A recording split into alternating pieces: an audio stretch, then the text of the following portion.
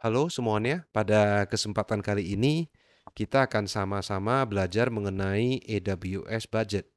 AWS Budget ini adalah salah satu fitur di AWS ya yang memungkinkan kita melakukan planning dan cost control. Jadi simpelnya AWS Budget itu memungkinkan kita melakukan pengaturan. Misalkan tiap bulan budget kita adalah 50 USD atau tiap bulan target kita ya atau budget kita adalah EC2 instant, network out-nya adalah misalkan adalah 10 GB ya. Oke. Nah, dan juga bisa untuk tracking penggunaan reserve instant maupun saving plan ya. Jadi kita langsung aja mulai melihat fitur AWS Budget ini melalui AWS Management Console ya. Jadi kita ke AWS Management Console, kita bisa cari budget di sini, ya. AWS Budget.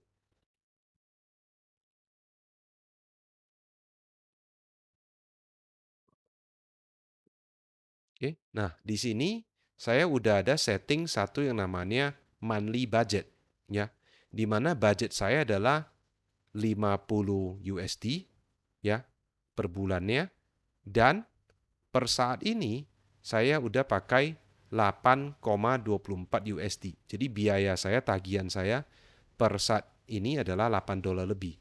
Dan forecastnya di akhir bulan adalah 31 kurang lebih. Ya, jadi saya baru current versus budgetednya baru 16%. Ya, 16% lebih. Ya. Jadi kalau kita klik di sini, ya, lihat detailnya, ya, kita bisa lihat lebih detailnya di sini. Dashboardnya masih oke, ya. Ini adalah cost history saya di sini, ya. September kalau kita lihat di sini, ya. September aktualnya cuma 8 lebih, ya. Budgetnya 50, ya. Masih ada variance di sini, ya. Kemudian di bulan sebelumnya saya udah setting juga budget ya. Di sini di bulan Mei pemakaian saya melebihi budget ya. Jadi budget variance adalah minus di sini. Tapi di bulan Juni, Juli, Agustus itu semuanya budget variance-nya positif. Karena kenapa? Penggunaan aktualnya adalah di bawah yang saya budgetkan, ya. Kemudian kita bisa lihat di sini alert-nya, ya. Alert-nya saya buat kalau ya cost-nya itu ya udah 80% dari 50 USD yaitu $40, maka ada alert-nya ya. Jadi kalau kita lihat edit alert di sini, alert-nya itu adalah kirim ke email saya dan kemudian publish ke SNS topik ya.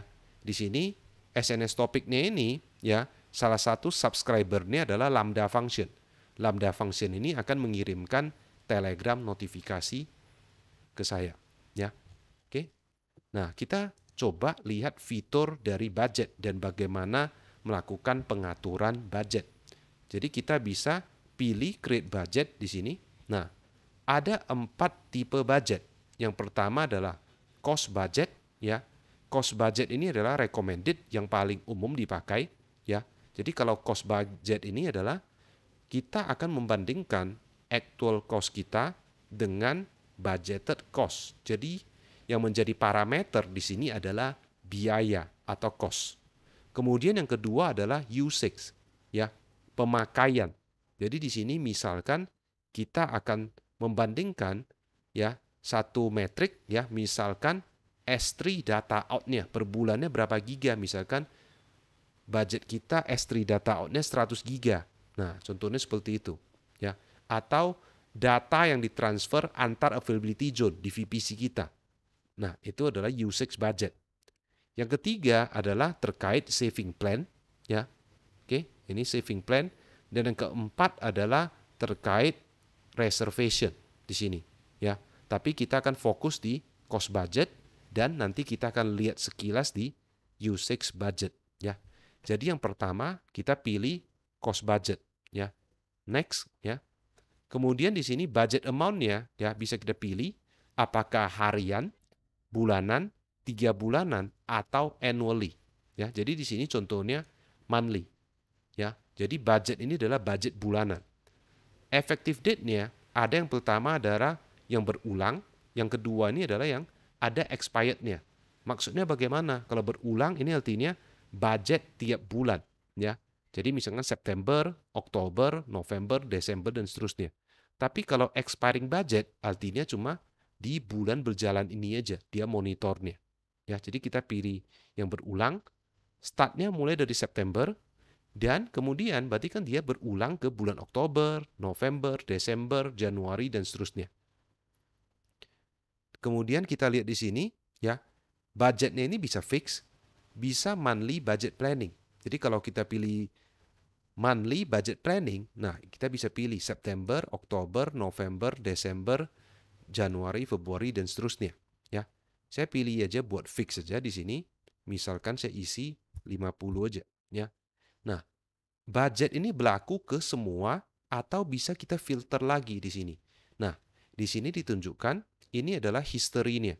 Contohnya di bulan lalu, budgeted saya adalah 50 USD, yang terpakai adalah 31,7. Nah, ini adalah untuk semua resource di AWS account saya. Nah, di sini kita bisa tambahkan filter, ya. Misalkan saya bisa tambahkan hanya untuk service tertentu aja. Servisnya adalah service apa? Contohnya adalah service, kita bisa pilih contohnya saya cuma tertarik ke service Lambda sama Lightsail. Ya, cuma dua ini. Kita apply filter, nah kita lihat. Ya, jadi Juli ini budgetnya 50, yang terpakai ya biaya saya, tagihan saya adalah 6,99. Tapi ini adalah biaya atau cost untuk service Lambda dan Lightsail. Jadi bisa kita filter ya. Tiap bulan isi2 saya budgetnya berapa sih? Tiap bulan untuk S3 untuk storage sama data transfernya berapa? Nah, ini bisa ya. Oke, saya remove. Bisa juga kita pakai tag ya. Jadi tag itu salah satunya adalah misalkan tiap kali kita buat resource, kita buat environment-nya production atau demo, atau department-nya apakah A, B atau C. Jadi kita bisa add filter di sini. Misalkan kita bisa pilih tag. Tag-nya saya bisa pilih environment yang environment-nya demo ya.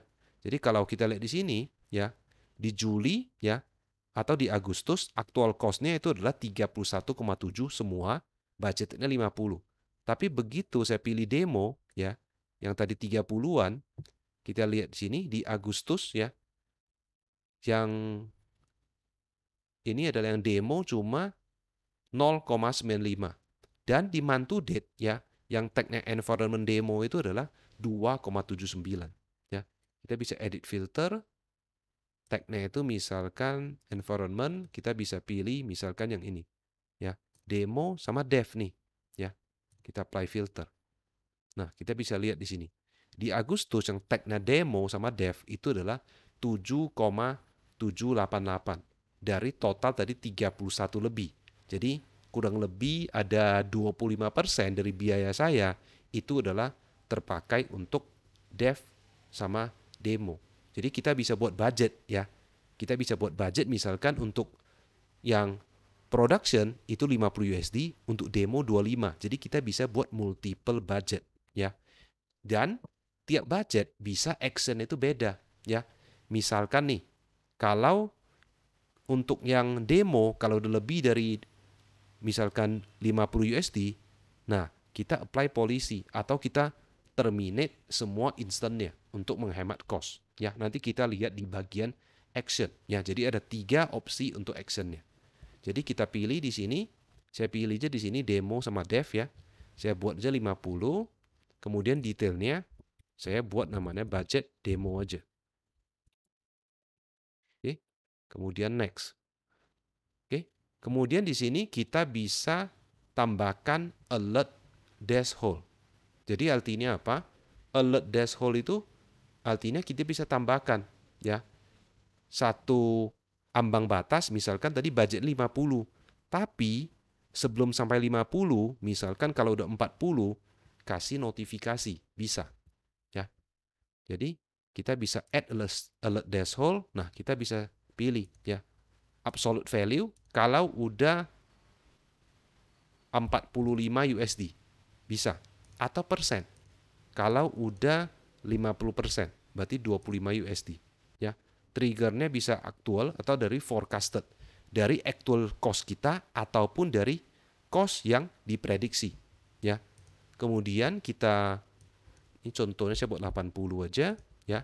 Kita bisa tambahkan email di sini, ya, ketika threshold-nya ini tercapai atau melebihi. Jadi contohnya udah melebihi $40 di sini. Kemudian kita bisa juga tambahkan SNS di sini. Ya, SNS atau Simple Notification Service, di mana subscribernya bisa email, ya. Jadi nanti adminnya bisa dapat email. Rupanya pemakaiannya udah $40 nih dari budget yang 50, ya. Atau dari SNS topik itu ada subscribernya Lambda. Lambda itu nanti bisa kirim ke Telegram channel kita atau ke Slack channel, ataupun dengan menggunakan Amazon Chatbot Alert, ya. Jadi dia bisa kirim ke Amazon Chime ataupun Slack di sini, ya. Kita bisa tambah juga dashboard-nya. Kalau 50% satu dashboard, kalau 80% satu dashboard, ya. Tapi di sini, ya, saya akan tambahkan email saya, ya. Ini sebagai contoh aja. Oke. Kemudian kita pilih next. Nah, kalau udah next di sini ada action, ya, ada action. Ada 3 action di sini, ya. Nah, supaya AWS budget ini, ya, bisa melakukan action, berarti kita perlu, ya, oke, select IAM role yang memungkinkan AWS budget ini untuk mengassume role tersebut. Jadi saya pilih salah satu role di sini, admin IAM role, ya. Ini contoh aja, dan ini akan error. Karena kenapa? Walaupun ini admin IAM role, ya, oke, ini bukan best practice karena ini admin bisa semua, tapi role ini, ya, di trust policy-nya belum memberikan hak akses, ya, atau belum memberikan allow budget Amazon AWS.com untuk mengassume role tersebut, ya. Jadi saya tunjukkan role-nya, kita lihat aja masuk ke IAM. Oke, sambil menunggu kita lanjut, ya. Ini kita buka dulu, nanti kita lihat error-nya, ya. Action-nya ada 3, ya. Yang pertama adalah IAM policy.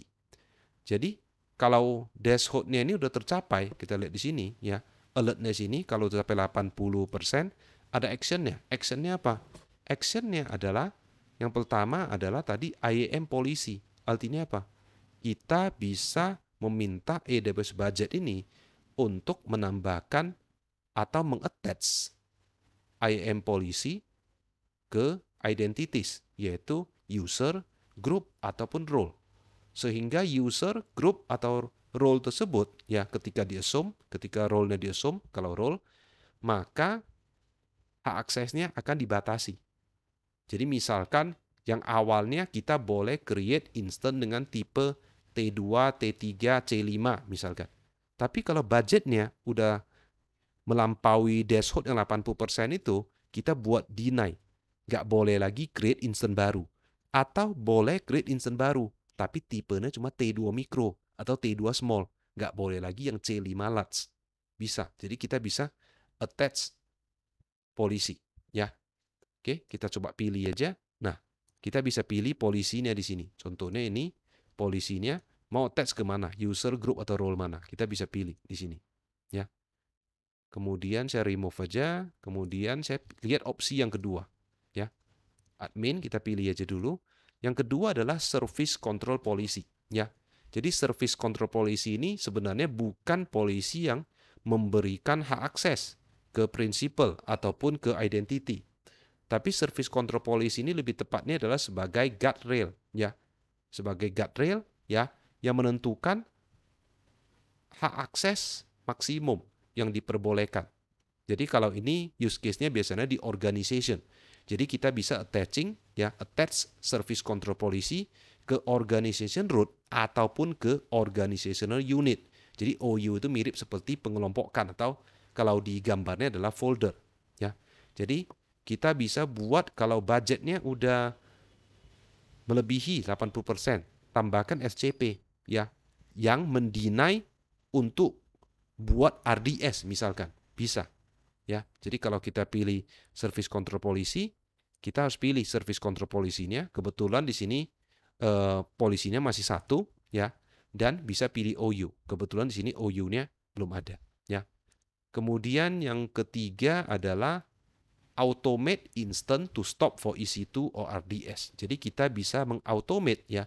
Ketika udah terpakai nih, target saya kan budgetnya cuma $50. Rupanya ini udah tercapai nih, udah terpakai 40. Kita bisa minta supaya AWS budget ini men-stop EC2 instant kita ataupun RDS kita. Contohnya stop EC2 instant di region Singapura, instant mana sih yang di stop kalau alert ini tercapai? Kalau ini alert ini tercapai, ya. Kita bisa pilih, oke, ini dia ya, 2 ya. Oke. Kita pilih next ya. Jadi ada 3 action, attach IAM policy, attach SCP, sama stop EC2 ataupun RDS. Dan apakah kita akan enable action ini, dan ketika action ini berjalan, alertnya kemana? Apakah alertnya berbeda atau menggunakan alert yang sama? Kebetulan di sini alertnya adalah cuma ke email, ke SMS gak ada. Jadi kita pakai alert yang sama. Kita pilih next, ya. Kita cek di sini, kemudian kita create budget. Ketika create budget, harusnya ini akan ada error, ya. Oke, akan ada error, ya. Nah, di sini. Budget permission required to assume execution role, ya, admin IAM role. Oke, nah kita masuk ke yang namanya admin IAM role. Jadi saya masuk ke role di sini. Nah, admin IAM role di sini. Kemudian trust relationship-nya kita lihat di sini. Nah, trust relationship-nya di sini adalah saya cuma kasih hak akses ini, admin IAM role ini yang boleh assume ini adalah cuma user yang namanya read only ini sama service EC2. Jadi harus kita tambahkan di sini yang namanya ini dia, ya. Service principal-nya yang budget Amazon AWS.com. Nah, kebetulan di sini cuma EC2 Amazon AWS.com. Jadi perlu kita tambahkan di sini di trust policy-nya, ya. Oke, nah jadi ini gagal di sini ya. Tapi budgetnya tercreate di sini, ya. Budgetnya tercreate, ya. Tapi actionnya itu, ya, actionnya itu gagal, ya. Karena kenapa? Dia tidak cukup, ya. Dia tidak bisa mengassume role tersebut ketika dia mau melakukan action, ya. Nah, kemudian kalau kita lihat di sini, nah 50, tapi amount use-nya ini adalah cuma 4,23. Karena kenapa? Tadi kita buat yang environment-nya itu adalah yang tag-nya itu adalah yang demo, ya, sama dev, ya, kalau nggak salah. Nah, kita masuk lagi ke create budget. Yang kedua, kita lihat sekilas yang usage, ya. Yang usage ini sama, tapi kalau kita lihat di sini, dia bukan dari biaya, ya, bukan dari biaya, tapi dari usage type group sama usage type. Usage type dulu kita lihat di sini. Nah, usage type di sini, ya, ada banyak sekali yang bisa kita pilih di sini, ya. Total data transfer, ya, di sini banyak banget di sini, ya. Jadi kita bisa pilih contohnya. Nah, kita bisa pilih contohnya nih, ya. NAT Gateway House, ya. Oke, kita klik di sini. Oke. Oke, belum terpilih ya, sebentar. NAT Gateway. Oke.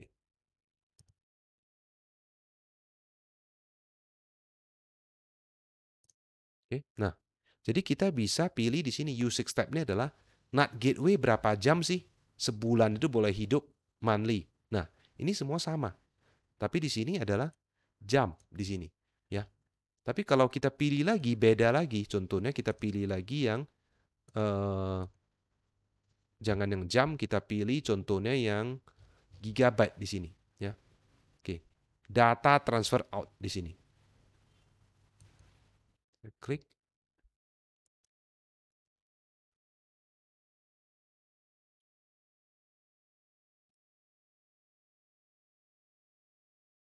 Oke. Ketika diklik di sini, kalau kita lihat di sini adalah budgetednya adalah gigabyte. Ya, jadi tergantung yang kita pilih. Dan ini juga sama, bisa kita tambahkan filter. Ya, bisa kita add filter juga, sama. Ya. Oke. Nah, ini adalah usage type. Tapi kalau kita tidak pilih usage type, ada satu lagi opsi lain, yaitu usage type group. Nah, di sini opsinya itu lebih sedikit karena kenapa? Udah dikelompokkan.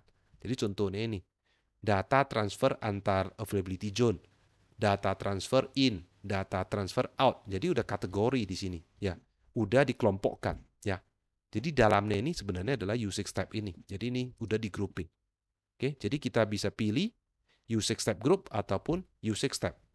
Kemudian selanjutnya, ya, itu akan sama aja. Kita bisa setting alert, ya, kemudian attach action, kemudian kita review, dan kemudian kita buat budgetnya.